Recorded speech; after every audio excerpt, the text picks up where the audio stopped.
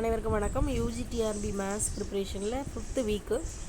ஆனால் இந்த வீக் வந்து நமக்கு 3rd யூனிட் வந்து கொஞ்சம் லெங்க்த்தியாக இருக்கிறதுனால டிஃபரன்ஷியல் ஈக்குவேஷன்ஸ் இருக்குது, லேப்லஸ் ட்ரான்ஸ்ஃபர்மேஷன்ஸும் இருக்குது. அதனால் வீக் 5 வந்து 7 டேஸ்ங்கிறது பதிலாக எக்ஸ்ட்ரா கொஞ்சம் டேஸ் ஆட் பண்ணிக்கிறோம். ஆனால் இது 5th வீக்குக்குள்ளே பிளான் தான். ஆனால் நமக்கு 7 டேஸ்க்கு பதிலாக எக்ஸ்ட்ரா ஒரு 2-3 டேஸ் வரும். 25th அதாவது இன்றைக்கி வந்து ODE homogeneous equation, exact equation.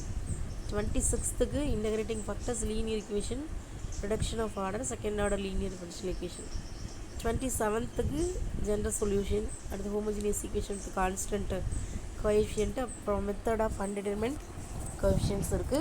28th method of variation of parameters, system of first order equation, linear system, homogeneous linear systems with constant coefficients. 29th partial differential ஏஎல்க்கு பதிலாக டிஐ இருக்குது. அது வந்து பார்ஷியல் டிஃபரன்ஷியல். நான் இதில் இருக்கிறது வந்து பார்ஷியல் டிஃபரன்ஷியல் ஈக்குவேஷன், அதாவது PDE formation of partial differential equations. அப்புறம் வந்து by eliminating arbitrary constants and arbitrary functions.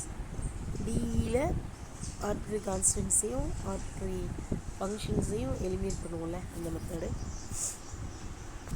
அடுத்து 30th அன்னைக்கு சால்விங் பிடிஎஸ் சொல்யூஷன் கண்டுபிடிக்கிறது.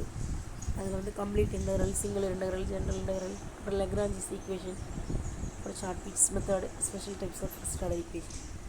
31st லேப்லாஸ் நம்ம ஸ்டார்ட் பண்ணிடுறோம். லேப்லாஸில் கொஞ்சம் அடுத்து வந்து ஃபஸ்ட்டு, செகண்டு, தேர்டு இந்த 4 நாள் வந்து இந்த 3 நாள் நம்ம எக்ஸ்ட்ரா ஆட் பண்ணிடுவோம் இந்த வீக்கில். ஏன்னா லேப்லாஸே கொஞ்சம் நிறையா இருக்கிறதுனால.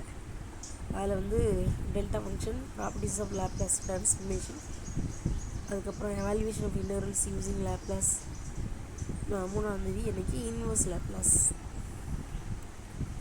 இது வந்து நம்ம பார்த்துட்டு, அதாவது 3ஆம் தேதி வரைக்கும், 3ஆம் தேதிக்கு முன்னாடி நம்ம இந்த 3rd யூனிட்டை முடிக்கணும்.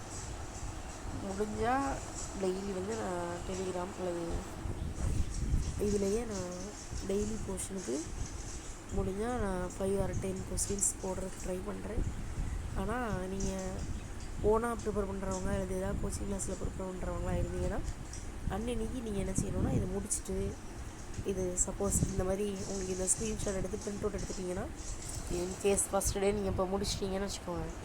இப்போ என்ன பண்ணணும்னா, இன்றைக்கி இதை முடிச்சிட்டோன்னா ஒரு நீங்கள் சுவரில் எதுலையாவது ஒட்டிக்கோங்க, வாலில் ஏதாவது பிரிண்ட் அவுட் எடுத்து ஒட்டிட்டு 25th அன்னைக்கு இது முடிச்சிட்டிங்கன்னா ஒரு டிக், இது முடிச்சிட்டிங்கன்னா ஒரு டிக், இது முடிச்சிட்டிங்கன்னா ஒரு டிக். நைட்டு தூங்க போகிறதுக்கு முன்னாடி ஏதாவது கொஸ்டின்ஸ் வந்து நீங்கள் போட்டு பாருங்கள். அல்லது ப்ரீவியஸ் இயர் கொஸ்டின்ஸில் இந்த கொஸ்டின், இந்த ordinary differential equation, homogeneous equation, exact equation பற்றி கொஸ்டின் ஏதாவது வந்திருக்கான்னு செக் பண்ணி பாருங்கள். இது மாதிரி ஒவ்வொரு டேயும் நம்ம பண்ணணும். இப்படி பண்ணோன்னா நம்ம ஈஸியாக முடிக்கலாம். இப்போ வந்து 3ஆம் தேதி முடிப்போம்.